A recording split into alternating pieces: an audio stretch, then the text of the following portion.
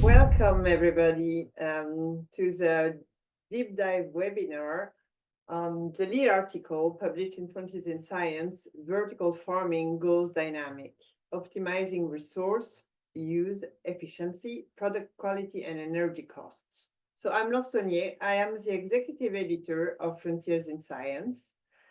And it's my great pleasure to welcome all of you online today.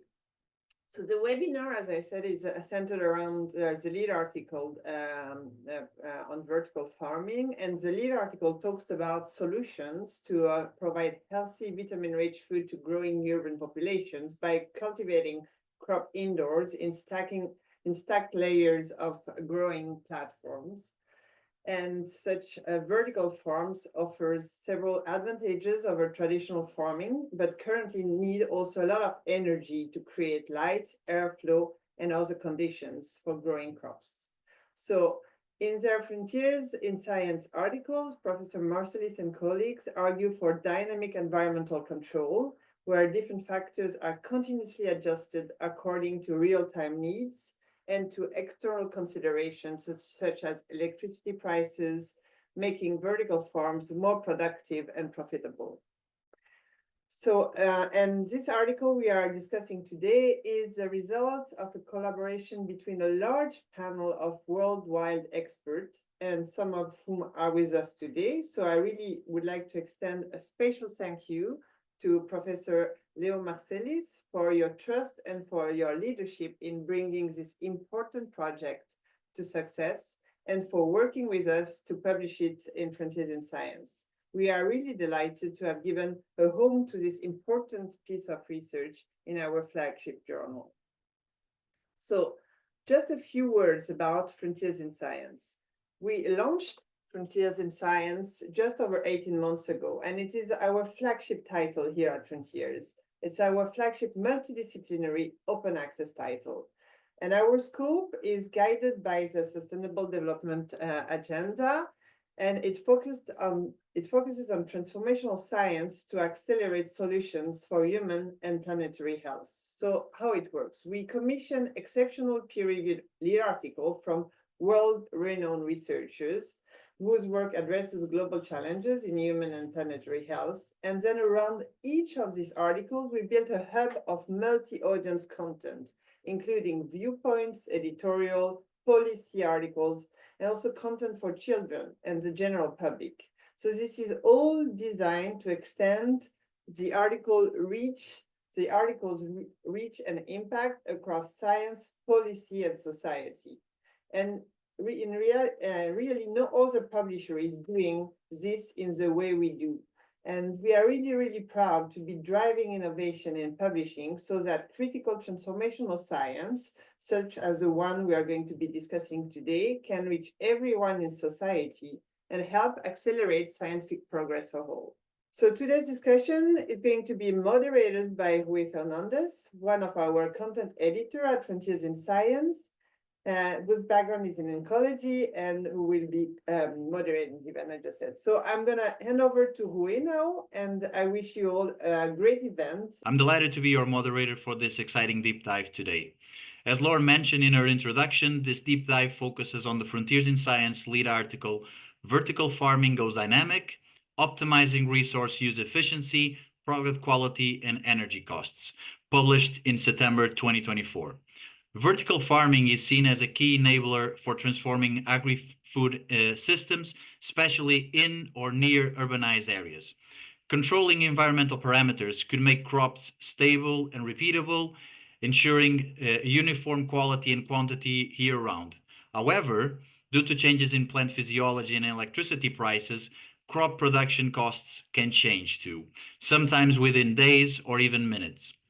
The author's findings show that a dynamic daily light intensity pattern that responds to electricity price changes can save costs without reducing biomass. The authors argue that a smart, dynamic virtual farming system, climate management requires feedback mechanisms, and with several mobile and immobile sensors working together continuously to monitor the crops. They generate data that feeds into the crop models, which in turn generate climate set points. In today's session, we are going to explore how dynamic environmental conditions could revolutionize vertical farming. We'll see how we can make it more productive and profitable, and how we can use it to supply nutritious food for growing populations. This is the article hub. It includes an editorial by Professor Dickinson Despommier of Columbia University in the USA, viewpoint articles by Dr. Raymond Wheeler, formerly of NASA, from the Australian National University, and by Professor Youssef Raphael and Dr. Michel Ciriello of the University of Naples, Federico II in Italy. It also includes a policy outlook by Professor Anne Luber of the Athena Institute of VU Amsterdam. You can also find a lay explainer, infographics, and a video, as well as an article in Frontiers in Young Minds, our journal for kids. To start off today's agenda, we will begin with Professor Leo Marcelis, who will set the scene for today's discussion. He will then be followed by his co-author, Dr. Elias Kaiser, who will discuss the theme of plant growth under dynamic light, and Dr. Silvère Vialet-Chabrand, who will address the theme of dynamic lighting for reduced energy costs. Following these presentations, we will have a panel discussion and a Q&A session with all three speakers and today's guest panelists. Professor Kevin Folta, one of the co-authors of the article, and Christine Zimmermann-Loessl, chairwoman of the Association for Vertical Farming. So now let's turn our attention to our first speaker. Professor Leo Marcelis is Professor of Horticulture and Product Physiology at Wageningen University in the Netherlands, and he's a distinguished researcher specializing in plant physiology, crop monitoring, computational modeling, and experimentation. As chair of the Horticulture and Product Physiology group at Wageningen University, Leo exemplifies his commitment to educating others and promoting sustainable, high-quality crop production in vertical farms and greenhouses. Leo, thanks for bringing this article to Frontiers in Science, and the floor is yours. Thank you, Rui, for this introduction. Nice to meet everybody here online and having this opportunity to give a brief introduction about the topic of today, about the paper we published. Okay, so vertical agriculture, what we're talking today about. Just to be sure, what are we, or what am I thinking of when I'm talking about vertical agriculture? I'm thinking of that we grow crops, particular food, that we grow it in buildings, and that can be in multi-layers, so many layers above each other, that you see here on the picture. It can also be on vertical walls. So the most important is we grow in buildings, we use artificial light. And in that way, we can have a full control over the whole production process of the growth of the plant. And what does this mean? If we grow it in this way, we can grow crops with an extremely little land use because we have a very high yield. So maybe we can have 70 kilograms of vegetables per square meter of shelf, and then think about many shelves above each other. Very little water use. We can go down to just a few liters of water per kilogram of vegetables. Saving on water use worldwide is a very important topic, and agriculture in general uses a lot. And then something similar is for fertilizer. Very limited fertilizer use, but also important that there is no emission of nitrates or phosphates. And then in principle, we can grow without pesticides. Well, then still it is very important. The idea is we apply the highest level of hygiene. The idea is if nothing comes in, if no pests come in, you also don't need to control it. Well, this requires strict measures, will still mean also good monitoring, but that way we can grow without pesticides. And we can just do it anywhere, because we grow in buildings. We are not dependent anymore on the weather, not dependent on the climate, nor do we need fertile soil. And because we don't need much land area, it can also in urban areas or very nearby where the consumers are living. And what I find also very important is that we can now say that we can give real guarantee on quantity and quality of what we produce. So meaning that we can say, well, on that day of the year, I can be sure that we can deliver so many kilograms of the vegetables, but not just in the amount of kilograms, but also of a defined quality. So here's some pictures where I mentioned already, it can be on many layers above each other. What we see on the left-hand screen, we see the plants, we see some lights above it, a number of shelves above it. And on the right-hand screen, we see, we see a picture of a vertical farm where there is vertical walls. By the way, I call it vertical farm. Some people may call it indoor farm. In Asia, it's usually called plant factory. This refers to the same type of system. So what is so nice in a vertical farm, everything is under control. We can control the light, not only the amount of light, the timing of light, the spectrum, so the color of the light, the CO2 concentration, air humidity, airflow, etc. So everything can be controlled, meaning we can keep it all constant. And that is what usually is also done. But now the question comes, that's nice that it is constant, but is it the best way? And what we propose, well, this does not mean that the best solution is to keep it constant. No, most important is we can control it. Does not mean that it needs to be constant. We need to control it in a dynamic way. Well, and then we can think about variations during the growth cycle. Then here schematically indicated on the screen. Think about a young plant versus or a vegetated plant, and later on a fruiting plant. The demands of those plants are not the same. Usually a very small, tiny plant does not need so much high light intensity. But for sure, if it is a plant with fruits, at the time that the fruits start growing, it needs a lot of assimilate. So it needs much more light. But then also is then the color of light, the needed color. That may also change throughout the development. The temperature, what is the optimal temperature? That is for the different stages, there are different optimal temperatures. So this indicates the demand of the plant is not the same for a small plant or a larger plant. Depending on the stage, all the conditions the optimal conditions might differ. Well, and then we have to look at what we do here, the growth cycle from a young to an old plant. But it is also about, it is about the needs of the plant that change.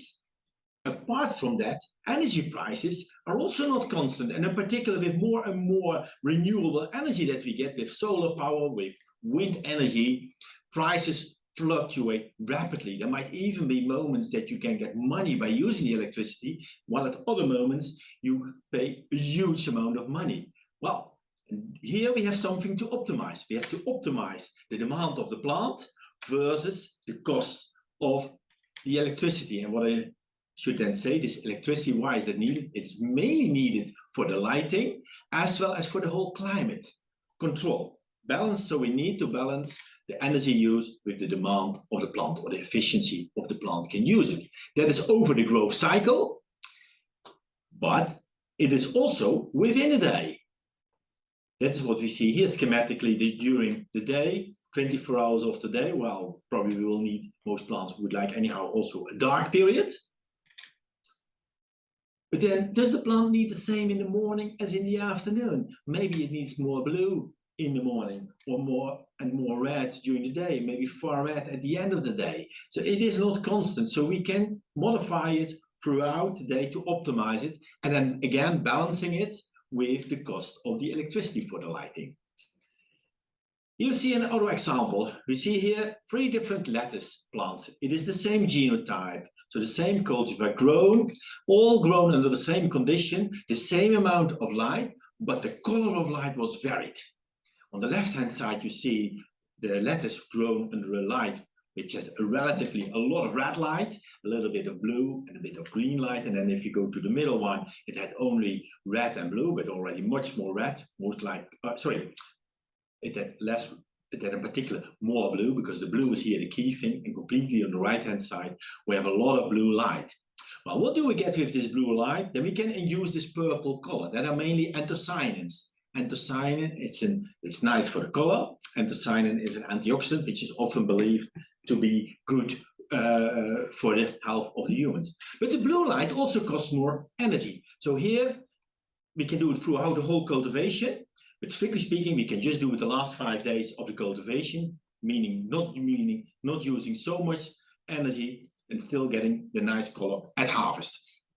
Another example of dynamic control is to vary the spacing. So how far are the plants putting apart? You see here an example of an experiment with a dwarf tomato. We can grow them at a very high density, plants very narrow. You get a high yield, but it's the low quality of the harvested fruit. Well, we can also grow them constantly at a low density, but then you get a low yield and a very good quality. But yeah, low yield is also not good. So also here, we did do an experiment to modify it throughout the cycle, starting with a high density, gradually declining the planting density during the cultivation, and then we can both a high yield and a good quality. Another example of changing the amount of light throughout the cultivation, and in fact, just before harvest, the last week before harvest, if we change the light intensity, we can affect the quality. So this is an example of lettuce grown at 500 or 240 or 50 micromole of light during cultivation. The lettuce is harvested, stored in the darkness at 12 degrees centigrade. Well, then we can see 13 days later how they look like. No, in all cases, they look reasonable. But you can see on the right-hand side, the lettuce that were grown at a relatively low light, it started already a little bit browning. And then we look again 1 week later in storage, so 3 weeks in storage.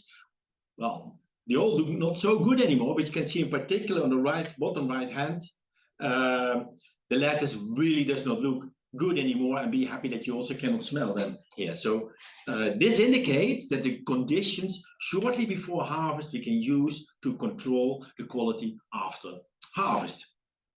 And then the interesting thing is that we looked at what makes it now the better quality, and we see here data from the same experiment. So you see two lines, one for the carbohydrates, so the sugars, one for the vitamin C. And on the y-axis, shelf life. For the 3 different light treatments, what you see, just in short, more light increases the vitamin C concentration, increases the carbohydrate. And hey, this vitamin C, that's interesting because that's good for us as a human.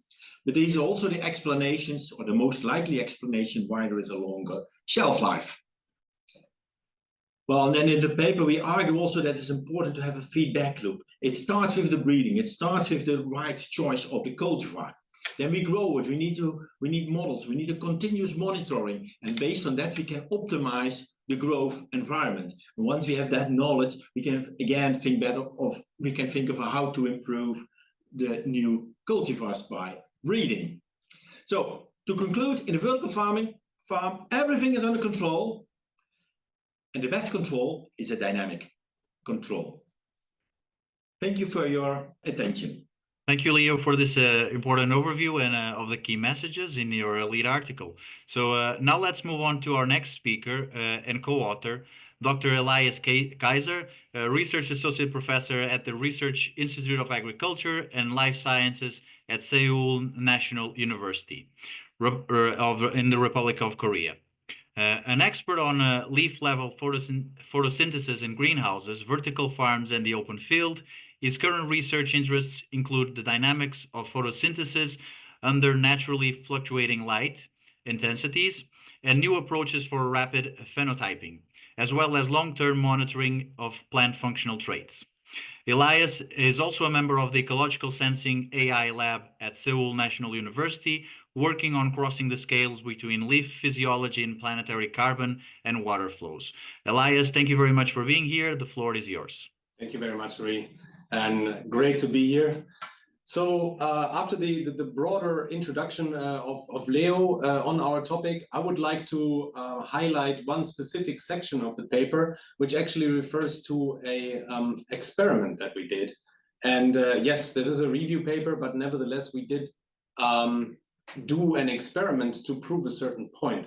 And as Leo already mentioned, electricity prices can be surprisingly dynamic, both throughout the day, but also between different days and between seasons. And as a grower, if you want to optimize, basically reduce costs for the amount of electricity that you use, this can easily lead you to say, okay, I should dynamically adjust my growing condition. But then, of course, you're a grower, so you really want to take care of your plants as best as you can. And so the immediate next question becomes, how is crop growth affected? And we wanted to test this question by using constant versus dynamic electricity patterns and growing a number of crops under these patterns. So what you see here are the three light intensity patterns that we used. The flat line, that is a constant treatment. So basically for the entire photo period, the same amount of light, which you can consider as a kind of control treatment. Then there was a second treatment, which is called high-low here, which describes very well what this treatment does. So it always switches from a low light intensity to a high one and back for 1 hour low light, 1 hour high light. And the third one then, which we call here irregular, is roughly modeled on diurnal prices of electricity, which throughout the day can climb relatively high and might go relatively low in the night.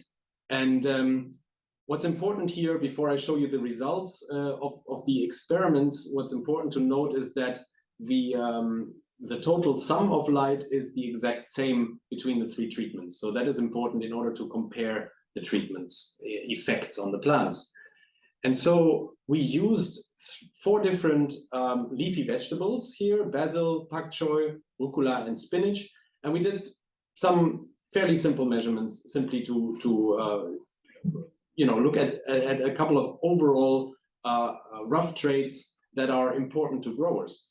And what is shown here is whole shoot fresh weight for each of these 4 genotypes at the 3 treatments.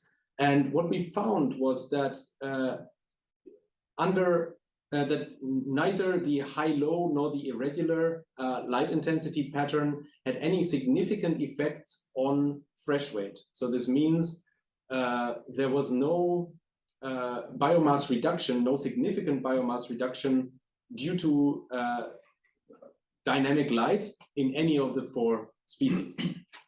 Furthermore, what we found was that a key trait that says something about how thick the leaves are, at least it's an indicator of leaf thickness, it's called specific leaf area. So this is really leaf area divided by leaf fresh mass. We found that in 2 of the 4 species, this was actually significantly increased in pak choi and rucola. And what that means is that it seems that these species seem to make thinner leaves under light intensity patterns that are dynamic, and then somewhat thicker leaves under constant light. And well, we found those results extremely interesting, as they are also in line with what other people have found before. And I want to highlight some of these results of other researchers. So first of all, a few years ago, there was a paper in Frontiers in Plant Science where the authors tested 6 different treatments where plants were always shifted for 15 minutes from one light intensity to another. So one pair of treatments was 400 and 0 micromoles, the next one 360 and 40, the next one 320 and 80, and so on. So it basically changed by 40 micromole increments. And the authors measured many, many things, for example, photosynthetic gas exchange. But what I want to highlight here is on the right side of the screen, which is really the integration of it all, biomass and leaf area and specific leaf area. And in short, what these results show, and this is plotted against the low light intensity treatment that they've used. And what these results show is that unless you go very low during the low light phase, you don't have a loss in biomass in your dynamic light treatment.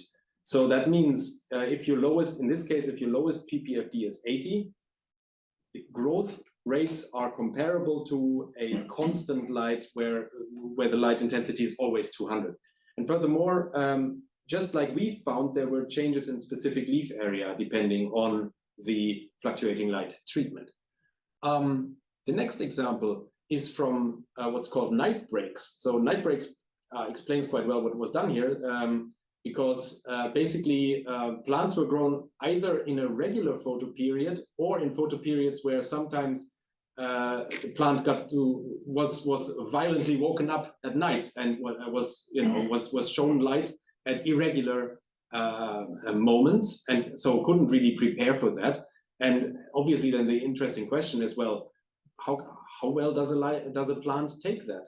And in this case, at least, whole plant biomass was unaffected, and that is what is shown in the uppermost panel, on 2 panels on the right, where plant dry weight correlates linearly with the number of light hours per week, but also with the integrated light intensity, so what is called here CLI. So that and what is shown here is that the different data points from all 3 treatments which were used all fall on the same line. So this means the light use efficiency in each of those 3 treatments was exactly the same, even though in some cases the chrysanthemum plants were, as I said, violently woken up at night, whereas their colleagues got to have a good night's rest every time. But it did not seem to disturb them too much.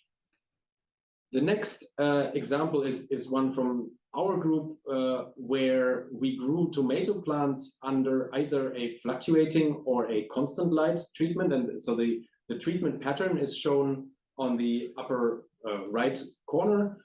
And then we also treated plants with salt stress or with no salt stress. That is what's called here 0 or 80 in the bar charts. The 0 or 80, you can ignore that for the moment. What I want to show is that whole plant biomass under fluctuating compared to constant light. So this is when you compare the bars that show C0 and FL0, the whole plant dry mass was unaffected by fluctuating light. And at the same time, if you look at the figure next to that, which says SLA, so that is again specific leaf area, was again higher in plants grown under fluctuating light. So this is again consistent with what we also found. One last example, and then I promise I'm done showing you examples. Some time ago, me and a colleague, Alejandro Morales, looked at a number of studies that had published on the effects of fluctuating light versus constant light. And what you see here is a collection of these data. So the blue symbols show the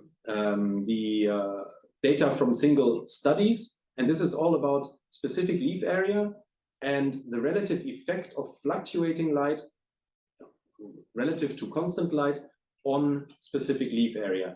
And so the red symbol is average plus minus a standard error of this said effect. And so basically what you can say across studies that have looked at this at specific leaf area under fluctuating light in a range of different plant species by a number of different authors, you can say specific leaf area increases. So this seems to be a relatively consistent effect that we see.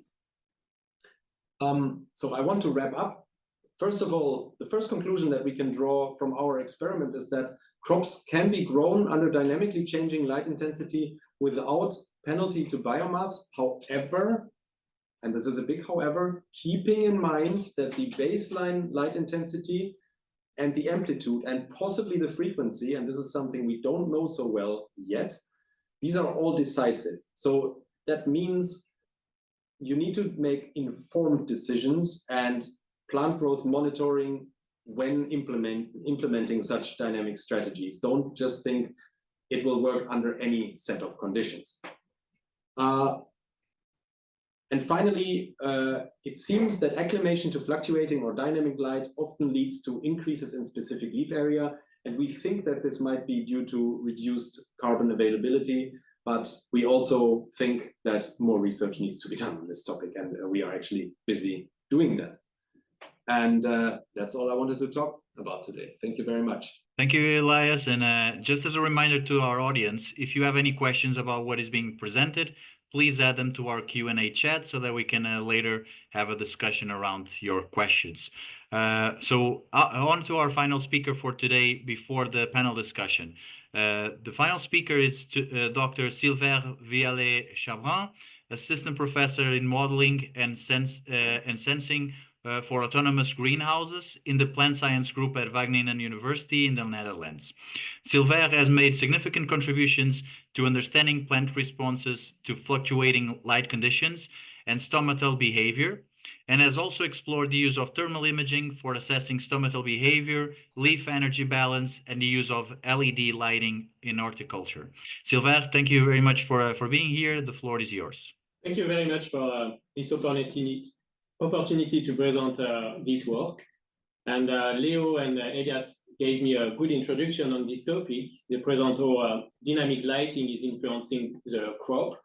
And what I will talk now is more about how to control lighting based on the feedback. So if you want to grow a crop, you need light. You need to increase light intensity. And if you increase intensity by 1% as a general rule, you can get 1% increase in yield. And this means that you can be tempted to increase light intensity to gain yield, but at the same time, you will increase electricity use and cost. And this is very important for vertical farming because you can see that electricity from LEDs is actually 60 to 85% of the electricity consumed by a vertical farm. And to produce 1 kilogram of lettuce, you can see a vertical farm can use a substantial amount of energy. And that means that it exposes grower to the fluctuation in electricity price. So that means that if you have very high electricity costs, you want to reduce the light intensity, but you will have a consequence also on yield. So can we find a balance here to find a trade-off that is optimal to get high yield but low energy costs under a fluctuating energy price? So I just want to show you some data about energy price fluctuation. And you can see on the right that you have the day rate price for the Netherlands that are known in advance. So in the Netherlands, we get the price every hour, but it could be more often depending on the country. But what is interesting here is you can see that over the year, you have some variations. You have daily variations that are high frequency here, but you have also seasonal trend that change between summer, winter. But also you can see that there is a lot of negative moments through the year where you can achieve sometimes very low price or even very negative price where basically if you turn on all the light, you may save a lot of money.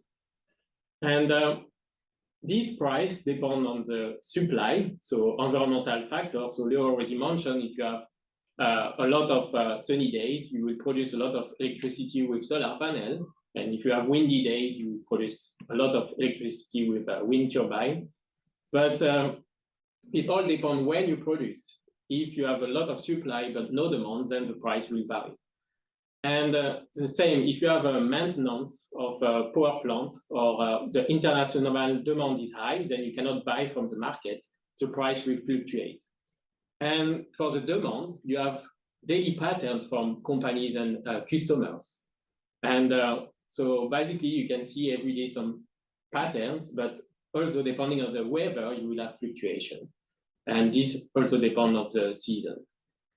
And this is exacerbated by the switch to intermittent energy generation. So if we go more to solar panel and wind turbine, this will become more and more like unpredictable, let's say. So we have to predict the day ahead, but we cannot know for sure if next month we will have a high production or low production. So our aim here is to reduce energy costs by using dynamic lighting. And it's easy to say, but then you need a strategy. And our aim here is to basically achieve the same carbon gain during the photo period while tracking the energy costs. And this is just one target. It could be other targets that you may define or think about. It could be DLI, or there is many things that we can think about that can be used as a target to track what the biomass or yield of the crop could be.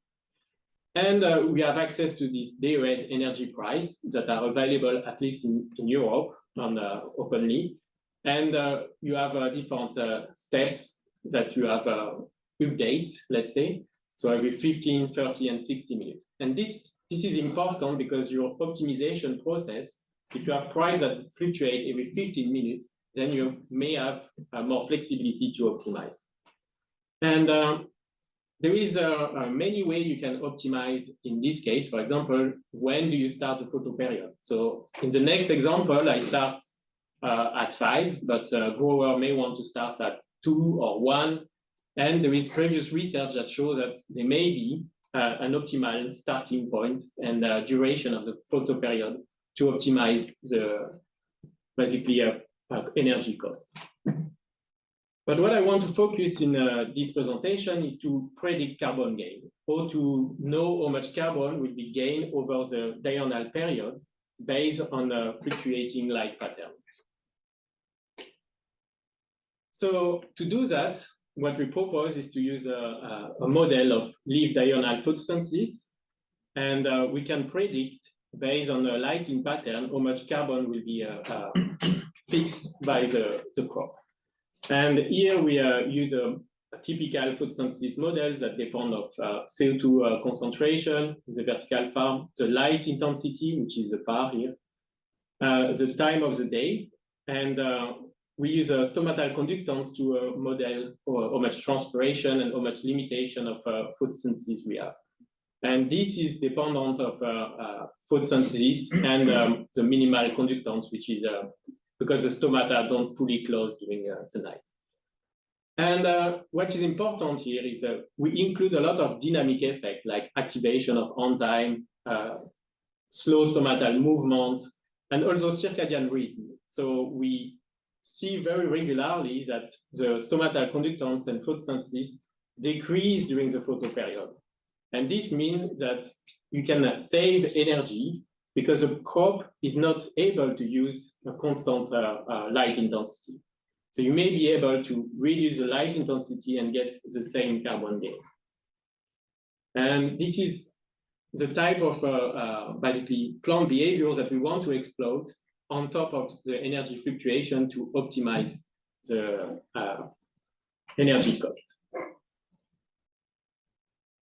So what is really important when you try to control the light, you need a target. So here you optimize the cost by minimizing the integral of the light intensity multiplied by the energy price that you get every hour, for example.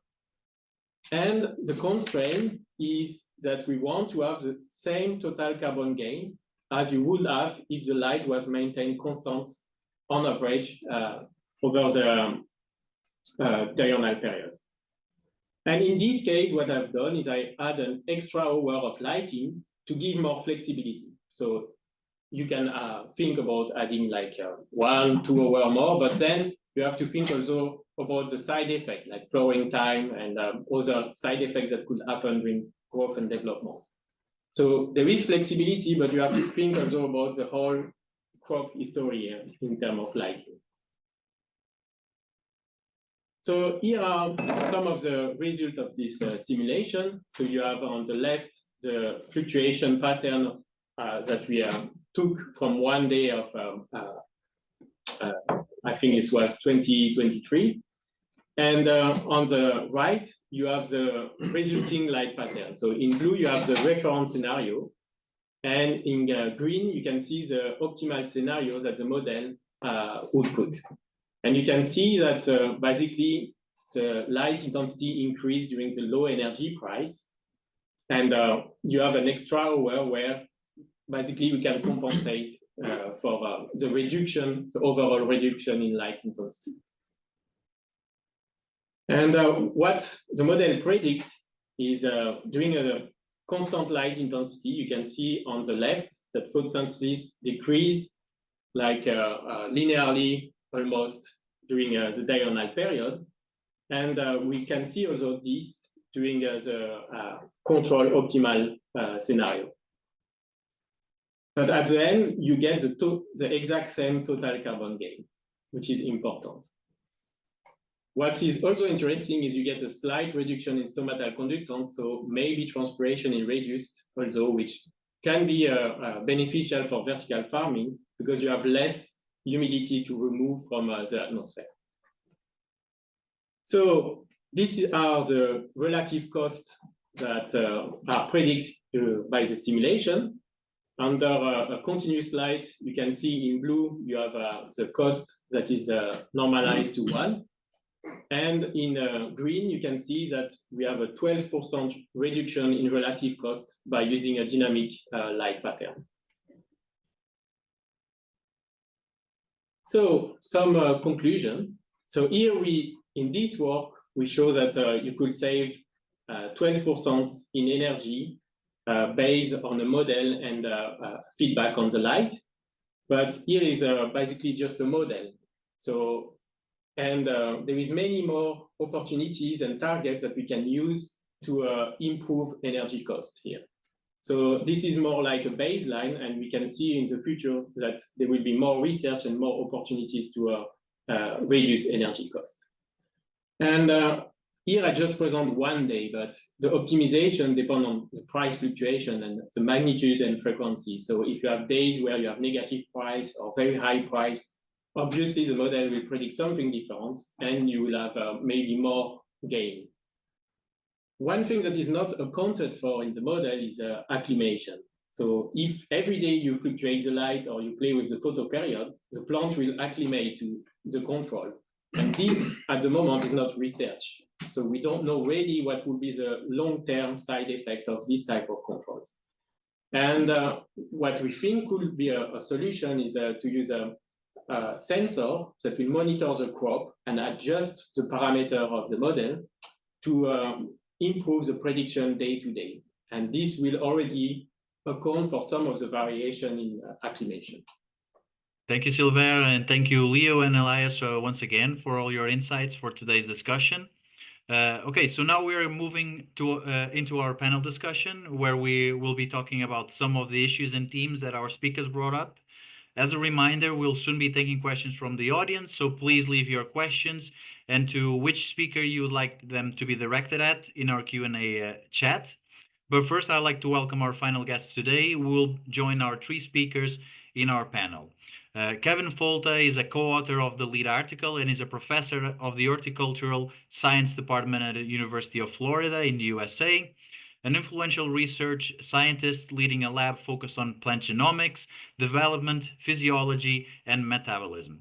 His current research interests include flavor control in rosaceous crops and light-mediated plant processes. Kevin is also a prolific science communicator, having delivered over 500 public lectures, authored numerous lay articles on science, food, and farming, and hosts the popular Talking Biotech podcast. Christine Zimmermann-Loessl is chair and founding member of the Association for Vertical Farming, which is based in Germany. Christine is a key figure in advancing sustainable agriculture through her leadership of the association. With a background in political science, sinology, and philosophy, which sparked her interest in international collaboration, Christine founded the Asia Network Information Center, combining her talents for projects, research, and innovation. In 2013, she founded the Association for Vertical Farming, the AVF, raising awareness and building a network of like-minded people for the implementation of vertical farming around the world. Welcome, Christine and Kevin, and thank you for being part of this event today. Okay, so let's get the discussion going now. I will start by asking a couple of questions to our guest panelists. And my first question is to you, Kevin. The lead article highlights the importance of breeding crops, specifically for control environments. From your perspective as a co-author and expert in horticulture and plant science, could you elaborate on the traits that would be particularly advantageous for vertical farming systems and how these traits could enhance productivity and resource use efficiency? Thanks. No, thank you very much for the invitation. Yeah, so my perspective on this comes from the idea that when we breed crops, we always breed with a target in mind. Where are we going to put them? Are they going to go into the Netherlands or Florida, USA? And those 2 different environments really mean that any crop developed for one may not do well in the other. And so we tend to overlook the value of breeding for the controlled environment.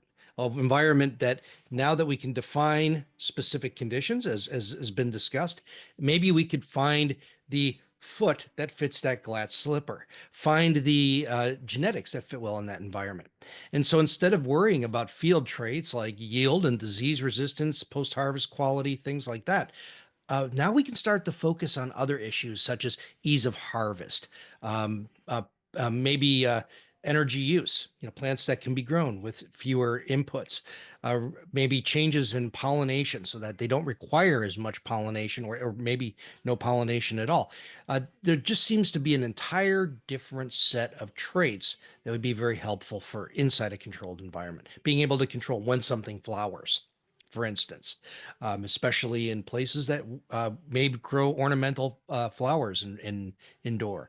The market is best in 2 weeks, not necessarily in 4. And so you can time flowering by controlling that light environment. Same with the development of horticultural crops. So that's my 2 cents on that topic.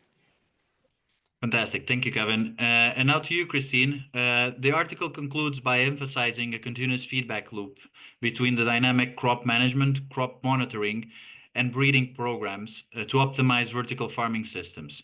From the perspective of the Association of Vertical Farming and its members, how can policy initiatives better support this integration and encourage public-private partnerships to develop a more sustainable and efficient vertical farming industry? Thank you for having me, and thank you for the question. I mean, we certainly wait since vertical farming has arrived in science and as an industry to be embraced and to be accepted as a part of the agricultural or food production. That hasn't happened. We are still a kind of a niche industry, but that is what we would need from policy, the recognition, but also more support in funding, and also having standards that would help from policies to make vertical farming more sustainable and trusted. And I think these are the aspects we would need to see. Great. Thank you, Christine, for those insights into your work. So we are now opening the floor to some questions from our live audience. So if you haven't had a chance to ask them, make sure to put them in the Q&A chat for now. And our first question comes from Christian Ibanez, and I'm going to start with Elias and then go to Kevin if possible. There are a lot of questions around technology and innovation, so I'll start with that subject if that's okay. The question is to Elias and then to Kevin. So what are the most important challenges in terms of space optimization to expand the crops to larger plants, such as legumes, cucurbitaceae, and fruit trees? That's a very good question. The problem with what's feasible in vertical farms at this moment is that we only can grow things with a high harvest index, it seems. So high harvest index means almost all of what you grow, you sell as product in the end. And the kind of crops you were now talking about, they have a much lower harvest index. So then the question becomes automatically, and some of them also, if we're talking about trees, they have much lower growth rates and so on. So it directly becomes a question of feasibility, I think, whether if you're throwing all that light and all these perfect conditions at a plant that you're not going to harvest completely and that grows slowly, whether that is feasible at all, I'm not sure. Great, thanks, Elias. Kevin? Yeah, the Green Revolution happened when the existing crops that were grown met innovative breeding techniques, bringing in specific traits that made them more amenable for growth and less problems. And this is the same kind of thinking that needs to be employed to be able to bring more specialty crops into space like vertical farms. It's again, go back to the question of breeding. How do we get plants that we can control their stature and be able to limit their space or their footprint in these places, incorporating management practices such as pruning and such as scaffolding, ways in which, or trellising, ways to be able to manage them in ways that are amenable to an indoor farm. These are the big challenges, but it all starts with having genetics that will still have output when confronted with a novel environment. Thank you, Kevin. But we definitely need crops for vertical farming and not the old-fashioned open field crops grown, and that is what policy could also help. So generally, I agree with that, absolutely. But what I would also like to say is that we now have quite some experience with growing dwarf tomato plants, and they are pretty disappointing compared to, you know, greenhouse tomato plants. They just don't grow so fast, and we have a lot of problems growing them nicely, I would say. Do you agree with that? I see a lot of future for these type of tomatoes, but indeed the present cultivars, they have still a lot of issues. But I see here definitely new developments coming up with dwarf tomato, or maybe even using the high wire tomato, but pruning in a different way. So I see a lot of opportunities, but I agree we need different type of cultivars. So there is a role for breeding. Great, thank you all. So we did have a question about like how we can put these technologies into good use for to grow food in space. But you know, it seems like there's still some challenges figuring it out, like on Earth. So I'll go to the next question about if there's a misalignment in the current research goals in vertical farming. And this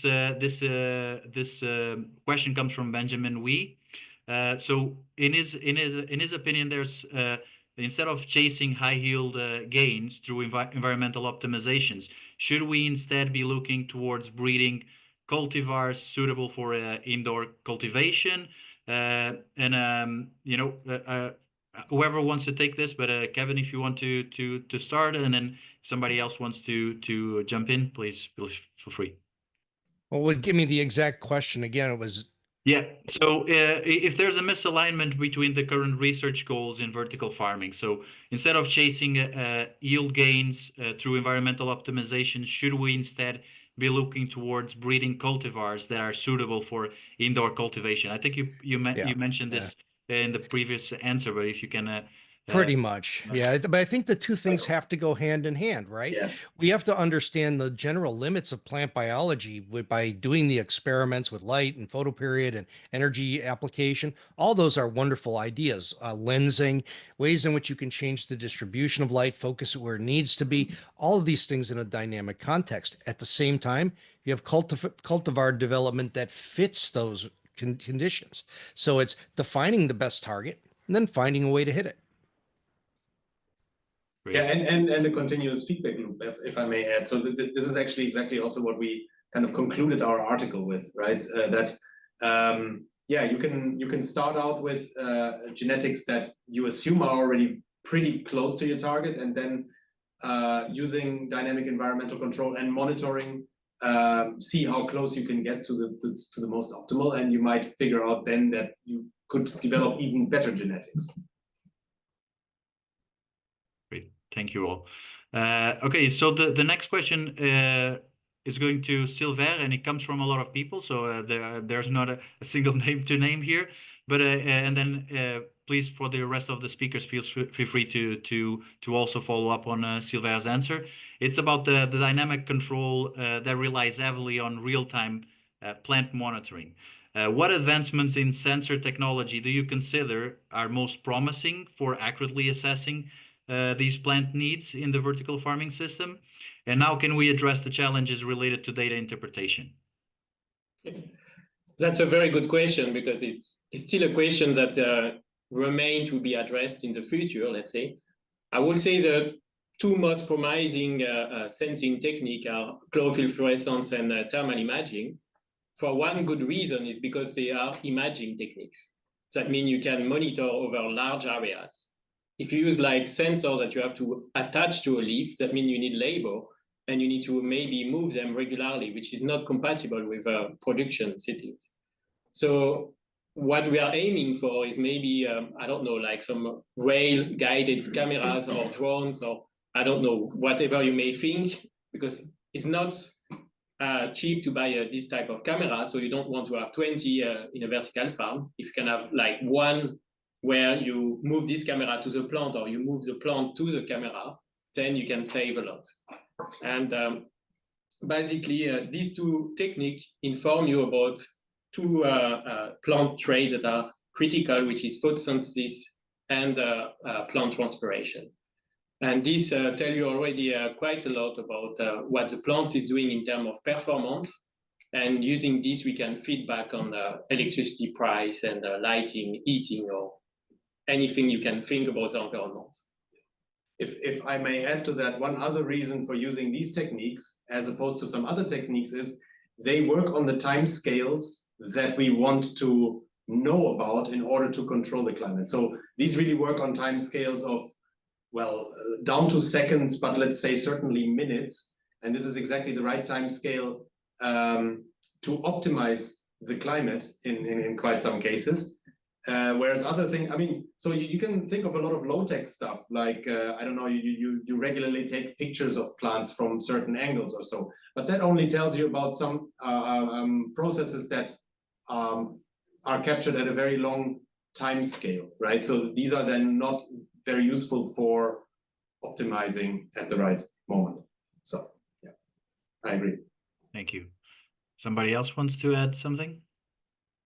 I think for the industry, it's really at the end important, is it turnkey? How easy can we apply that science into the practical day-to-day farming and the operations? And I mean, I was really stunned and loved the paper. I mean, I love it. It's not past tense, because I think it's really the way forward we have to think. And I was always a bit critical and surprised to see that we strive for constant climate and not for a dynamic, because in nature we find dynamic and not a constant climate. So we slowly come closer to what is anyway in nature to find. And I think it could bring a lot of benefits to the existing vertical farming systems. But then again, we have to implement it into the commercial farms. And we have to be patient again and to work even closer together with science and industry. Yeah, thank you, Christine. And I think this is a good segue for a question that we have that about a point that Elias also mentioned in his presentation, that it's it's not I have the impression that it's not you don't have a recipe like that you can buy for a specific kind of crop, and then somebody puts it in the vertical farming, and then they're just hope for the best. It's important to have a continuous monitoring of the existing crop in that specific location, right? Is that correct? Correct way of seeing it? It's like it's not something that it will be like a one size fits all, but you need to have a starting point, but then adjusting as you grow the crops that you are growing. Should I answer? Yeah. I would say yes and no. If we're talking about optimizing for fluctuating electricity prices, then yes, there cannot be a predefined recipe, right? Because you're reacting to something that happens. Yeah. If we're talking about optimizing for quality towards end of harvest, then obviously we can figure out some recipes and apply them relatively reliably.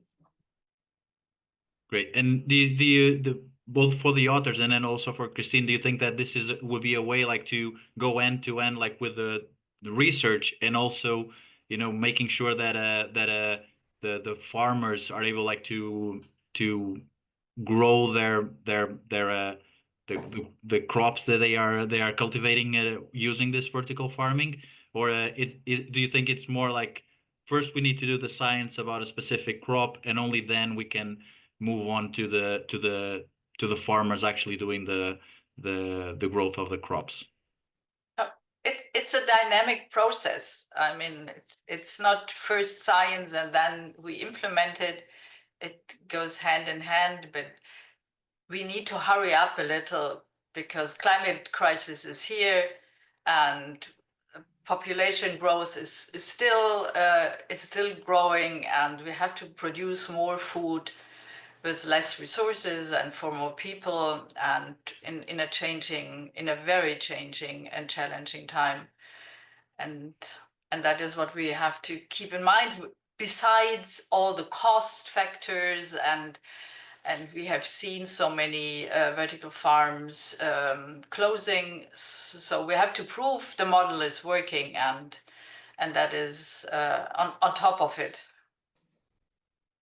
Great. That's a good segue for my next question, which it's also directed to you, Christine. So I guess we can start with you, and then for the rest of the panel, which is, you know, the worry that how to adopt this technology in tropical areas and developing countries, where people are worried about the potential high costs of adoption, and the markets, they are not accustomed to this technology. What is your opinion about this? Yeah, I mean, I see a lot of need and demand in Africa, and there we start at the moment with 2 projects, low cost. But even if we start low cost, all the knowledge we have from a highly automated or farm, then we still can use that knowledge in a low cost farm. I see it as an enriching process as well. What we know in the developing world or industrialized areas, it still can benefit the developing countries where we need low-cost systems. What we have, I mean, we have it, and we can implement them if the political will is there. Great. Does any speakers want to follow up on this? Oh, I might mention that that this really would be a good in addition to, rather than an instead of, for many smallholder farmers throughout the developing world who currently rely on a few acres of generally one crop or a small number of crops that are exposed to vulnerabilities. Things like Xanthomonas wilt and Matoki banana is a really strong one. There's many ways in which you can really have this as a source of diversification to protect the income of a small farm. Yeah. Great. Thanks, Kevin. Okay, so I guess we have one last question about this technology and innovation, and that I will direct to Elias and the authors of the paper, and then we can move on to other points of discussion, if that's okay. Elias, your research explores the use of machine learning and artificial intelligence in optimizing the vertical farming system operations. Can you elaborate on the potential applications of this technology further in the dynamic control systems, and what ethical considerations, if any, should be addressed? Honestly, I'm the wrong person to answer that.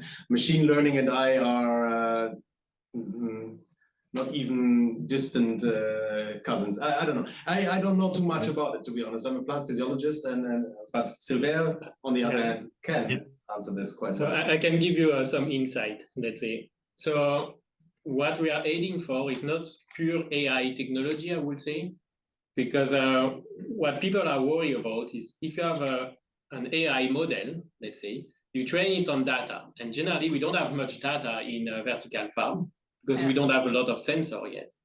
And at the moment, the research rely on good crop model that are available to kind of create hybrid model between mechanistic, like prediction of the plant response and predictions that come from AI. So we are heading toward like an hybrid model that will control basically the climate based on what we know about the crop and what we can learn from sensing directly into the vertical farm. And I think this is the future, and it is safer because you don't rely only on just like correlation to predict. And if you go outside this range of what you know already, then you have less risk to go completely crazy, let's say. Great, thank you, Silvère. Okay, so we're now moving to some product quality questions, and Leo, I hope you had a chance to rest a little bit after your presentation, because I have a couple of questions for you. So, and the first one is from Juliana Reutina, and she is asking which conditions in vertical farming, especially hydroponics, can improve, or do you think can improve taste quality? Okay, yeah, it is very good, very important that we go for very good taste or general, well, good taste and in general quality. Taste is a very important component. If you're talking about this, then it's also very important to look at the crop, because different crops may need different things. And for earlier it was talked about tomato, for instance, with tomato, there it is very, well, one aspect which has a huge effect is the salt concentration around the roots, or just the concentration of the nutrients. If we increase that, we increase the taste. That's already well known. That is one aspect. Then there is the aspect of the amount of light, so the total daily light integral, or the, yeah, I would say that's an important one. In many cases, we see a higher daily light integral is quite often good for taste. Not in all cases, but in many cases. And that was also the example what I showed for lettuce. You can do it throughout the whole growth period. You also get more growth if you do it early on, but more light costs more energy. So what I showed for the lettuce, well, then we can see it shortly before, some days before harvest to do that. Then there is about spectrum, there's the color of light. And there you see a wide range of effects, but it's, for the time being, I find it very difficult to draw general conclusions. Quite often, but I should also say not always, we see a high fraction of blue light leads to an increase of a number of metabolites in the plants, which are sometimes related to taste. But it is too simple to say, well, more blue light gives a better taste. Yeah, so the spectrum part, I would say there's a lot of research ongoing in our group and in many research groups all over the world. But we're still there at the start to know what it is, how to affect it, because there are so many interactions. It's interaction between the amount of light, the daily light integral, the spectrum, but also interacting with temperature, air humidity. Great, thank you. Any other thoughts that somebody wants to share? Oh, good. Okay. So yeah, we have another question from Ed Bourgeois about metabolomic studies and how that can you know, if that can be possible to evaluate nutrient density and spectrum compared to other growing practices. And it's also for Leo first, and then whoever wants to take it. So has there been any metabolomic studies been conducted in this indoor vertically grown crops to evaluate the nutrient density and spectrum compared to other growing practices? Okay, well, let's say, yes, they have been done, well, that's quite often done, metabolomics studies. If you would say, is there been a very good study, if the question is, if you compare vertical farm versus, let's say, conventional farming, well, then we have to say what conventional farming is. I would say it's limited on those comparisons, but also it is not, it's a very relevant question, but also, if you think about the question, there is not one vertical farm. So it is vertical farming conditions. So there has been a lot of metabolomics work already with different conditions in the vertical farm. And then you see that the different climate conditions affect it. So if I say, well, compare vertical farm to the field, well, what conditions do we use? I am sure that I can grow a crop in a vertical farm at definitely a much better quality than outside. But it depends on the conditions that I choose. I can also choose conditions that maybe if I do not take care of the quality, I may get a very poor quality. So I would say we can control the quality. We're still figuring out what are the best conditions, but for sure it can be controlled. Metabolomic studies show that the metabolites are very strongly affected by light spectrum, but also temperature, air humidity, CO2 concentration. And I see that Kevin really wants to add on this. Yeah, go ahead, Kevin. Yeah, this is stuff we did a while ago, not metabolomics on a sweeping scale looking at all metabolites, but targeted metabolomics where we looked at glucosinolate levels. So the things that give the spiciness to wasabi, for instance, and radishes. And we've shown that we could change individual types of glucosinolates, either those associated with flavor or potentially those that have demonstrated anti-cancer properties in vitro. So take that with a grain of salt. But wildly be able to modulate those by changing the light quality, so modulating spectrum. We've also shown things like basals where we can change the presence of different flavor volatiles by altering light spectrum. There we did some pretty comprehensive metabolomics. That was in a paper 2016 in Basel. Really showed the comparison of greenhouse versus different colors of light, different spectral qualities, I should say, and you could radically change not just individual metabolites, but entire suites of metabolites, switching from really one entire different class of volatiles to another. This was some work that was done in Carvalho et al. 2016. So, but absolutely a really important part of maybe a little bit overlooked part of how we can change plant quality by flipping a switch. Great. Thank you, Kevin. Christine, do you have anything to add or no? Okay. No. Great. Okay. I think that's very comprehensive. Yeah. Okay. Thank you. Okay. So we're about 15 minutes away from the end of the session. So if it's okay, I'm gonna move on to other topics, especially about the dynamic environmental control that we received some questions from the audience about it. So I guess with the first one, both for Leo and to Elias, from Robin Klamer. Did the fluctuating light intensity differ between consecutive days, or did this fluctuation stay stable each diurnal cycle? If the prior, would you expect the same results in terms of biomass yield? Okay, so in this experiment, the patterns were always the same on each treatment day. Would we expect differences? Probably. So if we were to change things every day, then the result would probably be more variable. Yeah, I would say this is really a very good question. So we did do now some experiments, but there are still so many combinations that we did not yet explore. And in fact, we all need to explore it before we can draw much further conclusions on that. So yeah, I would say it's a very good question. And yeah, many of those things still need to be further explored. Do you see like any benefits of like changing the parameters like from one day to the other, like to see if? I mean, in order to react to changing electricity prices, which will be different every day, that's basically where we need to go. Yes, but then if you think about doing experiments, then it becomes really complex, obviously, because you do want something repeatable. Else it becomes very difficult to, repeatable, I should say, and comparable between treatments. Else it's very difficult to compare effects. Well, what we know in terms of mechanism of the plant response is that the plant integrates the light signal from the previous days. So 2-3 days in advance, if you have a changing pattern, the plant will adjust the photosynthetic capacity and the somatal response to these previous days. So if you have like 3 days with low light, you can expect that the photosynthetic capacity will decrease. So there is not many literature about that, but it's critical for control and for future research in this area.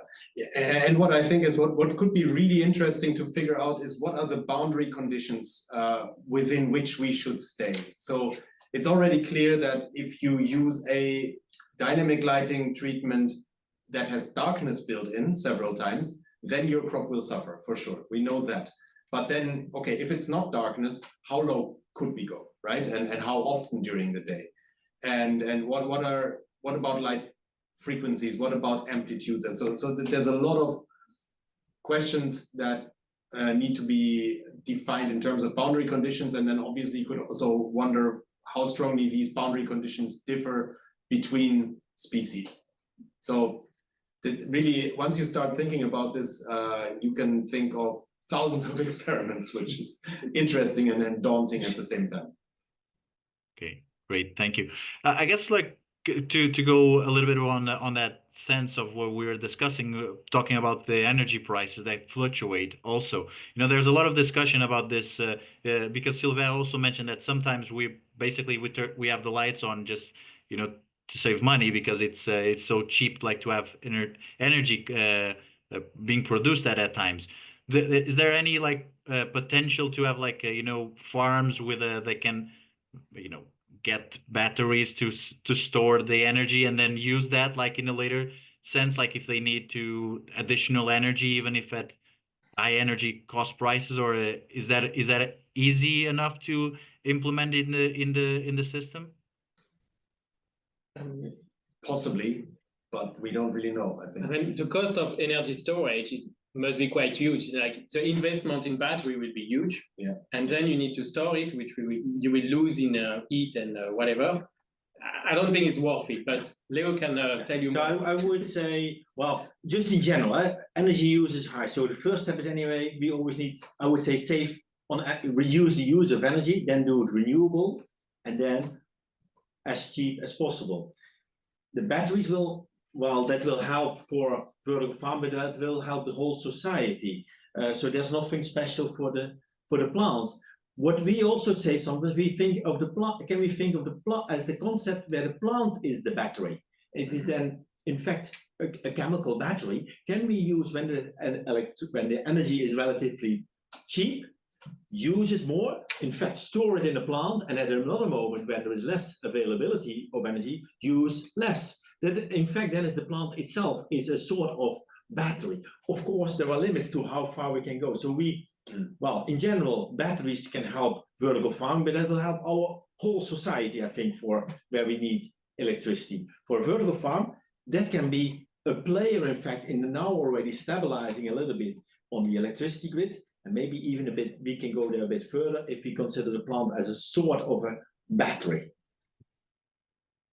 Great, thank you. I really like that image of the plants as a battery, their own battery. So thanks a lot for that. Is there anybody that wanted to pitch in? Or was it just my impression? No. Okay. So there is a question that it comes from a lot of people in the audience. And it's about how can we effectively translate our understanding of plant responses to dynamic conditions from control laboratory settings to large-scale commercial vertical farming systems, and what are the potential pitfalls we should be aware of?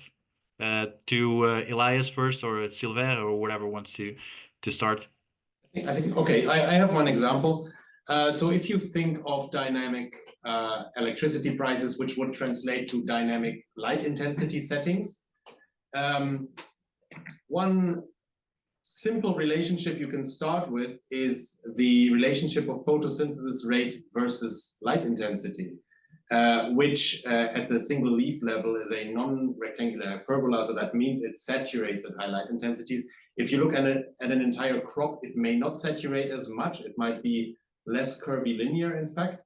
But what this can tell you is within which light range, roughly, you have a linear response to light intensities. And this is a first good guess. Within that light intensity range, probably you can switch between light intensities. If you go very high in light intensities, you might get into, let's say, into trouble, because then it's more likely that the crop uses that light with a reduced light use efficiency. So the higher you go, the less efficient the use of light becomes. Well, I have another example. For me is basically we have a lot of sensor and model to interpret this sensor data in the lab. But there is no sensor used almost in vertical farming, because they are not easy to use, or they are like scientific instruments that are not robust for use in production, or that are too difficult to interpret and integrate into like the climate computer. So there is a lot of steps that need to be made to transfer all this knowledge that we have in the lab right now to the production in a vertical farm. Yeah. And so there is a huge work that we have to do with companies in simplifying and integrating all this knowledge. Yeah, like Christine said earlier, turnkey solutions. Yeah, and I think it comes also back to the earlier discussion of, because I think the question is also very much of what we do in the lab or on small scale at a university, how can it be used in a large scale farm? Well, then it is important that indeed we as researchers at the university collaborate with companies, that the companies see our experiments and that we see on how they are implemented. And that interaction, I think, is very important. And we try to do, we often have also, well, interactions with companies, but I think that is important for that upscaling, because indeed, from an experiment on a few square meter up to, let's say that it goes to 1,000 square meter, yeah, there's still a thing to do. And what, because then there are also a number of other things that are different on that larger scale. So yes, it's I would say indeed interaction between universities and companies who are working in practice on large scale. Just to go on that answer, do we have already any existing mechanisms to make that connection between the research that the scientists are doing on this and with the companies or even the governments as a whole? Yeah, I think, well, I think in particular with the companies, well, we do not have any specific mechanism, but I can only tell for what in our group is ongoing is we have collaboration with really many companies. We have quite often also in the Netherlands, if we get funding for research, we often get it only if there is also some participation from companies. And why is so that funding agencies then give already that, let's say, stimulus to cooperate with the companies, otherwise we also don't get that subsidy. So for us, it is quite natural to have companies involved in projects. Christine, yeah, go ahead. Yeah, I mean, AVF could be that platform and the facilitator. Definitely, we would be interested to support that. And I see that cooperation very much on national level. In Germany, we have these cooperation programs, funding programs between industry and science, and a lot in the Netherlands. And we are, as AVF, also part of research programs with Wageningen, funded by the Dutch government. But that needs also to be a much more international approach and supported by the governments. We, for example, don't have any relationship to Kevin Folta and Florida University, but there is a lot of knowledge, and we really need to bring that together.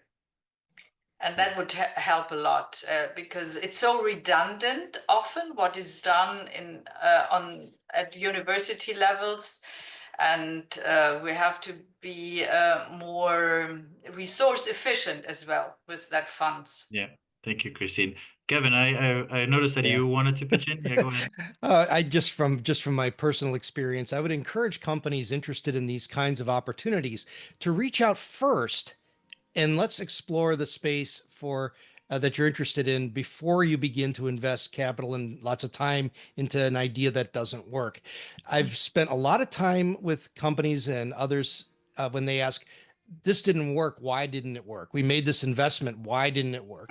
Rather than, why don't you figure out how we make it work? So getting these things out of the way in the front end is a lot less is much more cost effective for you. Great, thank you. Okay, so unfortunately we'll run out of time for today's discussion, and thank you very much to all of the panelists for the answers, and to everybody that sent the questions in. I would like to ask our panelists to leave us with one final takeaway message, if possible. 30 seconds kind of takeaway message, either to the relevant scientific communities, to the relevant agencies, or to policymakers in their own fields. And I'll start with Kevin. Plant biology is a conspiracy between environment and genetics. These two things work hand in hand. And when you can control an environment, you now have an opportunity to find the genetics that fit it exactly. And this is something that we've really overlooked in the infancy of vertical farming. So going forward, think about the genetics and the opportunity that gives us to achieve the end goals.